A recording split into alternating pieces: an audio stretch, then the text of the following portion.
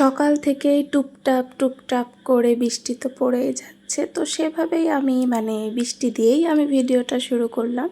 আসসালামু আলাইকুম, কেমন আছেন সবাই? আশা করছি ভালো আছেন। 3 জুলাই 2025 সকালবেলা উঠেই তো ভিডিওটা শুরু করে দিয়েছি। তো আমি বারান্দায় দাঁড়িয়ে অনেকক্ষণ বৃষ্টিটা উপভোগ করছিলাম। পরে না আমার মনে পড়ছে, আচ্ছা আজকে তো এখনও ভিডিও আমি শুরুই করি নাই। প্রত্যেক দিন যেটা হয়, ভিডিও একবার শুরু করলে আমার মাথায় থাকে যে না ভিডিও করতে হবে, মাঝে যতটুকু ক্লিপ নেওয়া যায় সেটা আমি পরে নিই। কিন্তু যদি সকালে উঠে আমার আলসেমি লাগে বা আমি কোনো দিন ভুলে গেছি, সেদিন পরে যায় আমার আর ভিডিও নতুন করে শুরু করতে ইচ্ছা করে না। এটা আমার হয়, এটা আমি আগেও অনেকবার বলেছি।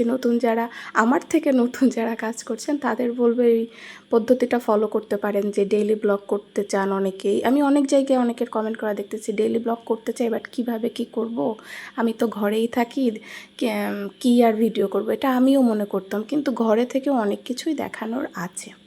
তো এই তো অনেক কথা বলে ফেললাম। দেখলেন আমি ব্যাংকে টাকা রাখলাম। এই ব্যাংকটা আমি অনেক আগে একবার বোধহয় দেখাইছিলাম।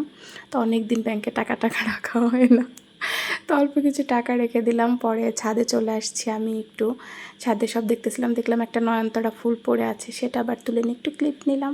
এই যে আমি বাদাম যে ভেজেছিলাম, সেটা আজ কয়েকদিন আমার খাওয়ার কথা মনে নাই, পরে আজকে হঠাৎ মনে পড়ছে আচ্ছা এত বাদাম ভাজলাম, আমি তো একটাও খাইলাম না। পরে খাইতে গেলাম, খেয়ে নিলাম। পরে এখন এই দেখেন কত জোরে বৃষ্টি হচ্ছে, ভীষণ জোরে বৃষ্টি হচ্ছে।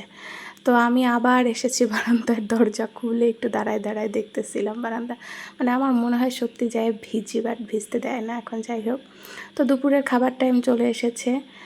চচ্চড়ি করেছে। আজ কয়েকদিন আমাদের চচ্চড়ি অনেক করা হচ্ছে। ছোটো মাছ তো মাঝখানে আনাই হতো না অনেক দিন, তো লাস্টে 2-3 দিন অনেক ছোটো মাছ নিয়ে আসছে, তো সেগুলো আছে ফ্রিজে, টুকুস করে রান্না করে দিচ্ছে। আর আমি মাঝখানে যাই আবার মরিচও তুলে নিয়ে আসছি, আবার কাঁচামরিচ খাওয়ার ঝোঁক আসছে। আমার হয় এরকম কয়েকদিন একটানা খাবো, তারপরে আবার কয়েকদিন বাদ যাবে, এটা আমার অভ্যাস সব কিছুতেই। শুধু যে কাঁচামরিচ খাওয়াতে না, কোনো একটা জিনিস আমার একদম ঝোঁকের মাথায় আমি কয়েকদিন খুব করতে থাকবো, তারপরেই আর করা হবে না। আর এই দেখেন মাশাআল্লাহ নতুন সদস্য, যদিও এটা ছাদে না, এটা আমাদের বাইরে। এই গাছটা আমাদের আগে ছিল, অনেক বড় একটা গাছ ছিল, যেখানে এখন আমাদের ঘর হয়েছে ওখানে অনেক বড় গাছ ছিল। টগর ফুল বলে বোধহয় এটাকে, নাকি হ্যাঁ টগর ফুলই আমি যতদূর জানি।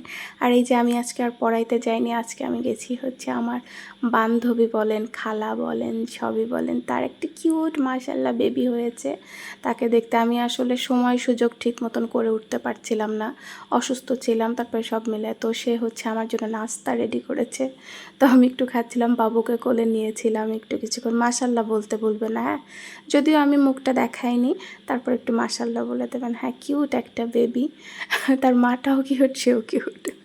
যাই হোক, তো অনেকক্ষণ বসে গল্প গুজব করলাম। পরে আমি চলে আসলাম। যাওয়ার সময় আমি ভ্যানে উঠেছিলাম, রাস্তা এত খারাপ, ভ্যানে ওঠার পর আমার মাথাটা ঘুরতেছিল, এত ঝাঁকি রাস্তায়। পরে ভাবছি সন্ধ্যা লাগছে, তাকি হয়েছে আমি হেঁটেই যাব।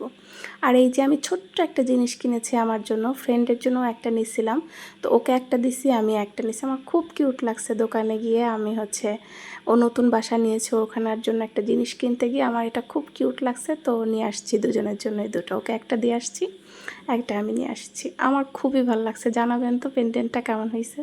আর পরে বারান্দায় গেছি, দেখি এত সুন্দর মাশাআল্লাহ চাঁদটা দেখা যাচ্ছিল। আজ কয়েকদিন তো মেঘে ঢাকা থাকে, তো চাঁদটা দেখে ভালো লাগে। আর ওই যে আমাদের গাছের যে বেদেনা ডালিম যাই বলেন, সেটা সাদা রঙের হয়েছে, বাট খেতে কিন্তু টেস্ট।